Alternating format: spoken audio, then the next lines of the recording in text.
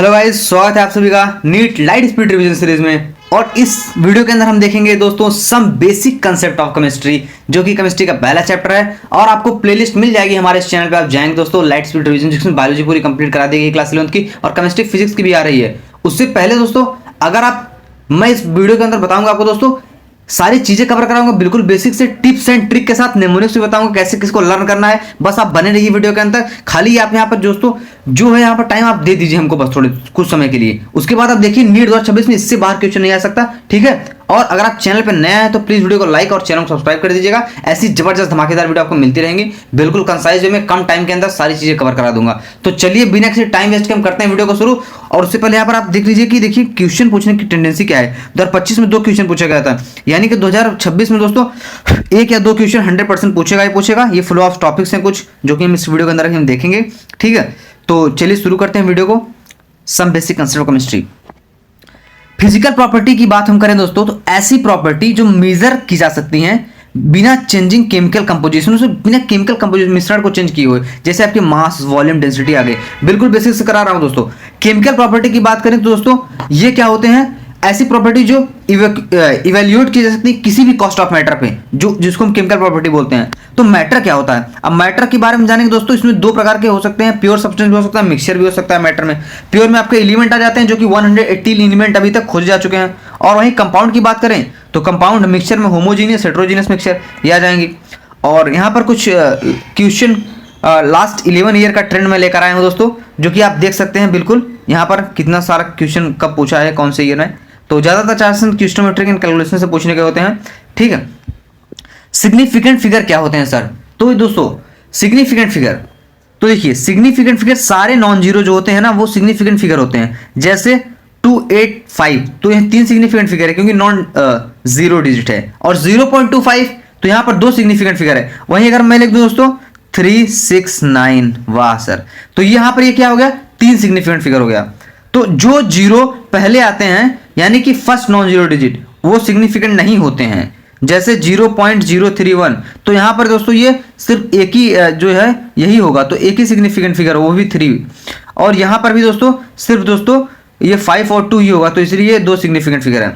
और third point आपका क्या कहता है कि 2 नॉन जीरो डिजिट के बीच वाला जीरो सिग्निफिकेंट होते हैं। जैसे 2.005 है, तो यहां पर ये 4 सिग्निफिकेंट फिगर होगा, ठीक है, क्योंकि ये 2 नॉन जीरो डिजिट के बीच में आ रहा है। तो 3 हो गए थे, अभी ये कंटिन्यू है। तो चौथे की बात करें दोस्तों, इंड में या राइट साइड में जो जीरो होते हैं वो तभी सिग्निफिकेंट फिगर होते हैं जब डेसिमल पॉइंट हो। जैसे अगर 0.200 है तो ये 3 सिग्निफिकेंट फिगर होगा, ठीक है।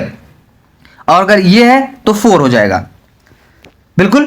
और पांचवा क्या है कि जब हम ऑब्जेक्ट काउंट करते हैं, जैसे 2 बाल या फिर 20 ईग, ठीक है, तो उसमें सिग्निफिकेंट फिगर की गिनती इनफाइनाइट होती है, क्योंकि ये एग्जैक्ट नंबर होते हैं। देखिए इनमें कोई अप्रोक्सीमेशन नहीं होती है, इनमें अप्रोक्सीमेशन नहीं होती है, इसलिए यहां पर ये जितने जीरो लिखो वैल्यू चेंज नहीं होती है, ठीक है। जैसे आप स्टिल एग्जैक्ट सेम नंबर रहेगा, इसीलिए इनका सिग्निफिकेंट काउंट इनफाइनाइट माना जाता है, ठीक। लॉज ऑफ केमिकल कॉम्बिनेशन क्या होते हैं सर, तो लॉज है, तो पहला लॉ आपका आता है law of conservation of mass. इसमें क्या होता है कि जो मास होता है वो ना तो क्रिएट किया जा सकता है, ना तो दोस्तों डिस्ट्रॉय किया जा सकता है, ठीक है। और जितना मतलब आउटपुट रहेगा उतना, जितना इनपुट उतना आउटपुट, ठीक है।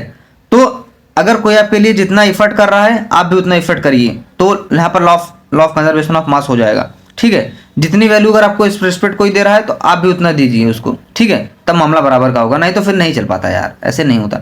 110 ग्राम रिएक्टेंट की बात करें और 10 ग्राम प्रोडक्ट की बात करें, लेकिन कुछ लोग होते हैं हम जैसे लोग जो मतलब हाँ भाई मतलब टेकिंग नेचर के नहीं होते, गिविंग नेचर के होते हैं। चल ठीक है, कोई बात नहीं। लॉ ऑफ डिफिनिट प्रोपोर्शन की बात करें तो कंपाउंड जो होता है always have element in fix ratio by mass, हमेशा सेम रेसिपी। जैसे H2O 2 ग्राम H, ठीक है, 16 ग्राम O, ऑलवेज सेम रहेगा। कहीं से भी आप ले लीजिए पानी आप कहीं का भी उठाइए, उसका जो प्रोपोर्शन होगा रेशियो का, वो ये क्या बोलते हैं उसको, 1:8 ही आएगा, 1:8 ही आएगा, यानी कि 2 16 1:8 ही आएगा। और लॉ ऑफ मल्टीपल प्रोपोर्शन, इसमें same element can form different compound in whole number ratio. जो सेम एलिमेंट होगा वही अलग अलग मतलब क्या बोलते हैं कि कंपाउंड से मिलकर दोस्तों क्या बनाएगा, डिफरेंट सेम एलिमेंट फॉर्म करेगा दोस्तों डिफरेंट कंपाउंड, जैसे CO2, ठीक है, जैसे NO2, NO, तो एलिमेंट दोस्तों नाइट्रोजन और ऑक्सीजन ही है और यहाँ पर कार्बन और ऑक्सीजन ही है, लेकिन ये अलग अलग कंपाउंड, जैसे कार्बन मोनोडाइऑक्साइड हो गया, ये कार्बन डाइऑक्साइड हो गया, तो उसका रेशियो दोस्तों 1:2 है। एलिमेंट वही रहेगा पर केमिस्ट्री नहीं, रिश्ता वही, सोच नहीं। क्या बात है सर। और यहां पर चौथा आपका आता है लॉ गुजैक लॉ, यानी कि गैसियस लॉ जिसको हम बोलते हैं दोस्तों। यहां पर क्या होगा, गेल-गुजैक लॉ की बात हम कर रहे हैं। गैसेस रिएक्ट करते हैं सिंपल वॉल्यूम रेशियो में एक सेम टेम्परेचर और प्रेशर पे। स्टैंडर्ड टेम्परेचर STP NTP होता है दोस्तों 25 डिग्री सेल्सियस रूम टेम्परेचर, आप जानते ही होंगे। वॉल्यूम का सिंपल मैथ है इसमें वॉल्यूम रेशियो 2:1 आता है, जैसे यहाँ पर 2:1 O2 एंड 2:2 यहाँ पर बना है। एवोगाड्रो दोस्तों इटालियन साइंटिस्ट थे, क्लास 9th में आपने पढ़ा होगा दोस्तों। Equal volume of gases have equal volume molecule at same temperature and pressure पे। Volume same, molecule same. 1 litre H2 is equal to 1 litre O2, same number of molecule, same, ठीक है। Volume इसमें directly proportional to n होती है mole number, ठीक। Atomic mass unit क्या होती है सर, तो 1 is equal to 1/12 into mass of 1 carbon atom, ठीक है। 1 मास यूनिट जो कि होती है 1.67 इंटू 10⁻24 ग्राम, ठीक है। और इसको अगर केजी में लिखना चाहे तो आप 1.67 इंटू 10⁻27 केजी भी लिख सकते हैं, तो उधर वही। और prefix used in the SI system होते हैं दोस्तों, आपको पता होगा कुछ एसआई सिस्टम में होते हैं, ठीक है, तो उनमें प्रीफिक्स यूज होता है। एसआई सिस्टम वही जैसे अपना क्या बोलते हैं डायमेंशन वगैरह निकालते हैं ना, तो उसमें जो नहीं रहता है लेंथ, मास, टाइम, ल्यूमिनस इंटेंसिटी, मोल, कैंडेला, ये सब नहीं होता वहां पर, तो वही दोस्तों। और कुछ वैल्यूज भी होती हैं आपकी जो होती हैं जैसे क्या बोलते हैं उनमें यार, क्या बोलते हैं यार, जैसे हो गया आपका, ठीक है, वो सारी यूनिट जो एसआई बेस यूनिट होती हैं, लेकिन यूनिट्स भी होती हैं उसके साथ में प्रीफिक्स यूज होते हैं। तो उसके लिए एक ट्रिक है कि योगेश ज्यादा एंग्री फेस, पीता एक्स्ट्रा ज्यादा मिल्क कॉफी डेली, दादी हर कदम में गुस्सा, थोड़ा प्यार एक्स्ट्रा जरूरी है ये। सो 10⁻24 जो कि आपका येक्टो है, फिर जेप्टो दोस्तों, जेप्टो एक वो ई-कॉमर्स क्यूब कॉमर्स कंपनी है। 10⁻18 atto, femto, pico, nano, micro, milli, centi deci guys. Yogesh ज्यादा एंग्री फेस, पीता एक्स्ट्रा ज्यादा मिल्क कॉफी डेली, दादी हर कदम में गुस्सा, थोड़ा प्यार एक्स्ट्रा जरूरी ये, ठीक है। Atomic mass and mole concept, mole concept my dear friend, इसको दोस्तों इस चैप्टर को मोल कंसेप्ट के नाम से भी बहुत लोग जानते हैं और उसको इसी नाम से पुकारते हैं। Atomic mass number of indicating 112 थे, तो बात हमने कर ली है, कुछ चीजें रिपीट होंगी अभी आगे भी बहुत सारी, तो थोड़ा सा धैर्य रखें और वीडियो में बने रहें। चैनल पे नए हैं तो वीडियो को लाइक करके चैनल को सब्सक्राइब कर दीजिए। एवरेज एटॉमिक मास जो होता है sum of percentage abundance into atomic mass upon 100 हो जाता है। वही मोल कंसेप्ट दोस्तों, mole is a number equal to Avogadro number, जिसको हम Na से रिप्रेजेंट करते हैं, और ये होती है 6.022 इंटू 10⁻23, ठीक है। और मोल मैप यहाँ पर एक है, तो मोल मैप की अगर हम बात करें दोस्तों, तो मोल मैप क्या होता है, जैसे आपका ये मोल है, ठीक है, n मोल निकालना है तो पार्टिकल डिवाइडेड बाय Na कर देंगे, और फिर मास ग्राम में अगर चाहिए तो n मतलब मोल अगर आपको निकालना है तो क्या करेंगे, मास अपॉन मोलर मास कर देंगे, तो आपका मोल आ जाएगा। वही दोस्तों अगर आपको मोल निकालना है तो वॉल्यूम लीटर में अपॉन 22.4 दोस्तों STP स्टैंडर्ड टेम्परेचर प्रेशर पे करेंगे तो आपका मोल आ जाएगा। तो ये कुछ ट्रिक थे, इसको हम दोस्तों वाई ट्रिक भी बोलते हैं, इसमें वाई के जैसा बनता है। देखिए अगर इधर देखेंगे आप तो ये क्या हो रहा है, वाई के जैसा बन रहा है, ठीक है, लेकिन ये थोड़ा सा अगर उसको ऐसा बनाता तो हो जाता। और यही बात अगर हम करें तो वही अगर हम अभी फिर उसके बाद अगर देखिए इससे ये बना दिखाया गया है, मगर ये आप मोल है ना, मोल निकाल रहे हैं यहाँ पर। वहीं अगर मैं क्या करूंगा दोस्तों, जैसे n is equal to particle Na है ना, तो इसको मैं क्या कर दूंगा, अगर मैं डिवाइड कर दूंगा Na से, ठीक है, तो मुझको पार्टिकल मिल जाएगा, ठीक है।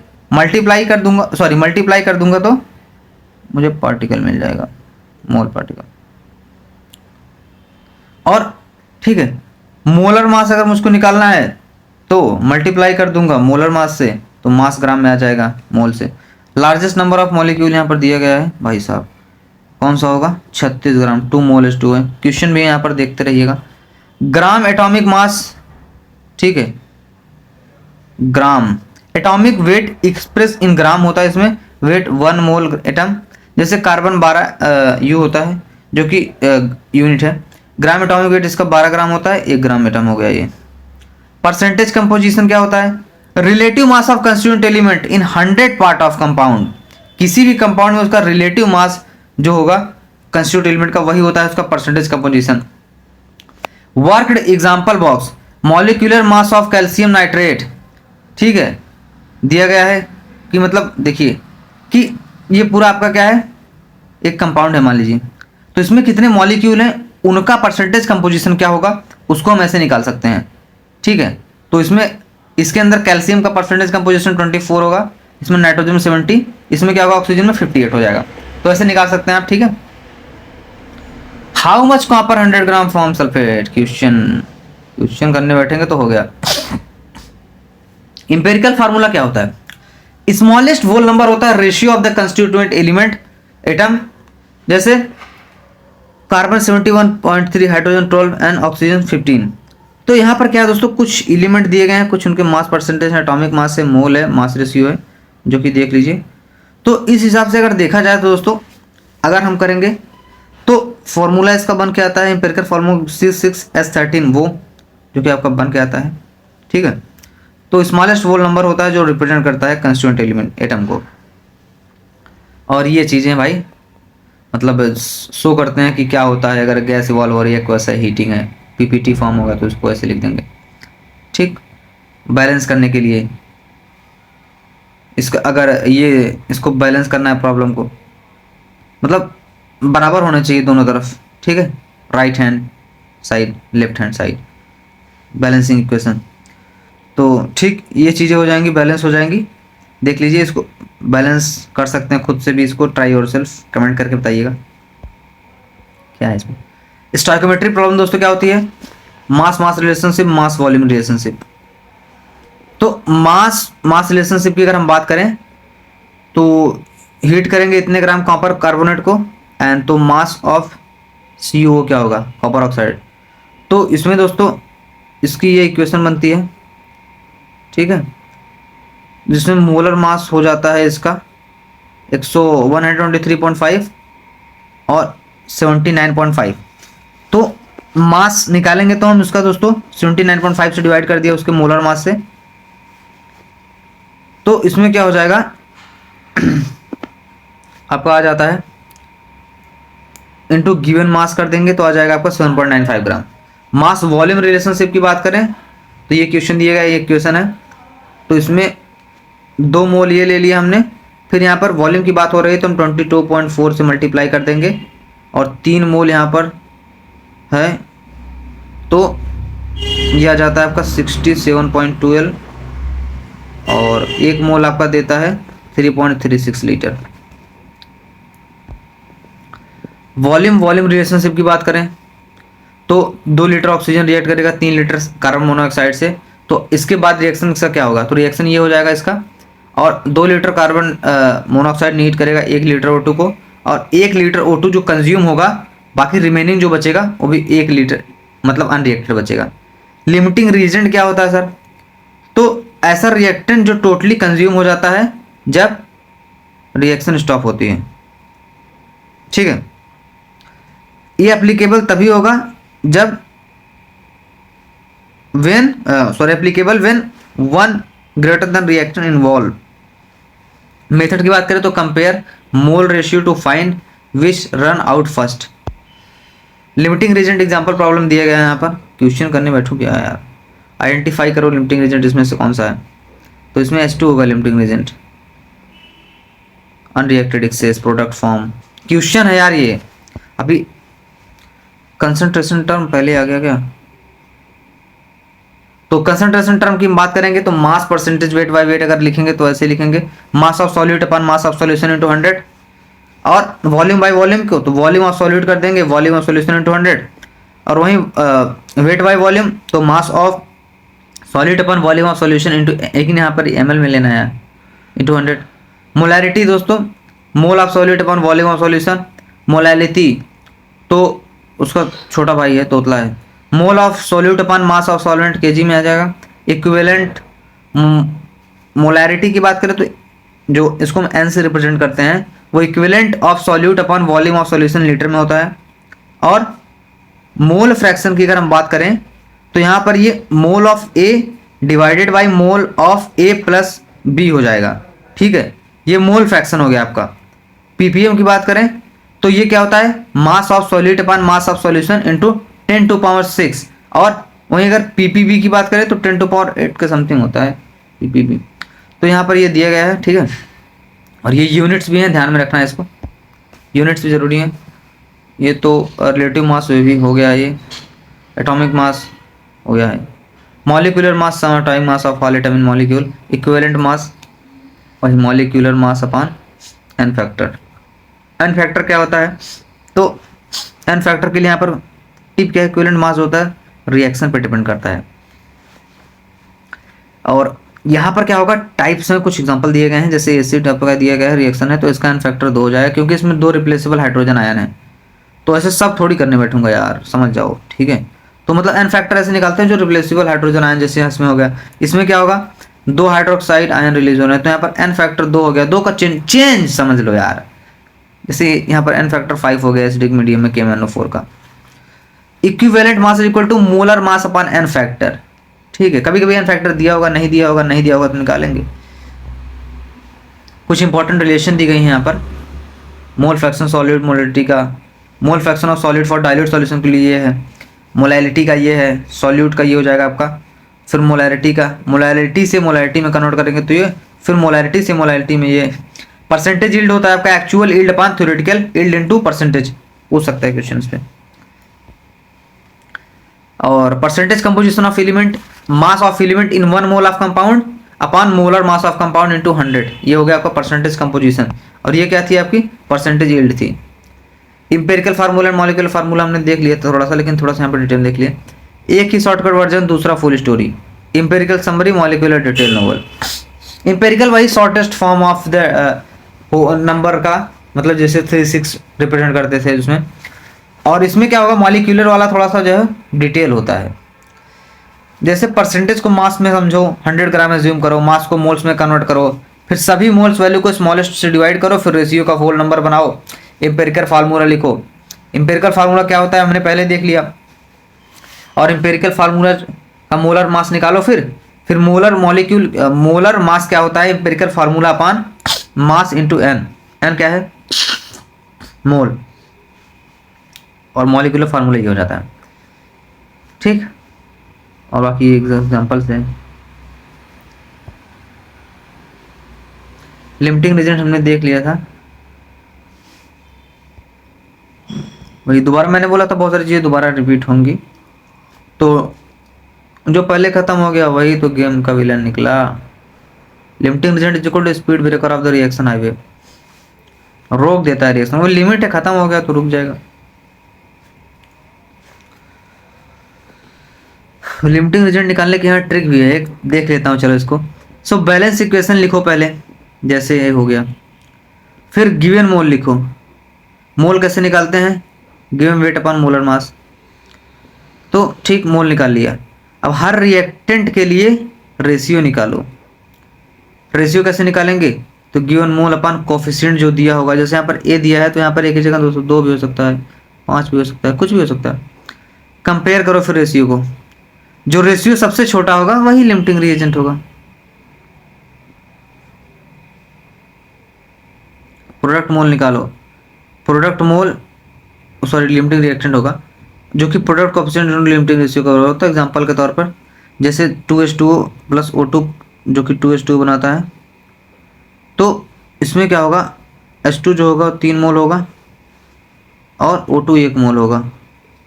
ठीक, तो इसमें इसका रेशियो 1.5 आ जाएगा H2 का, और इसका 1 आ जाएगा।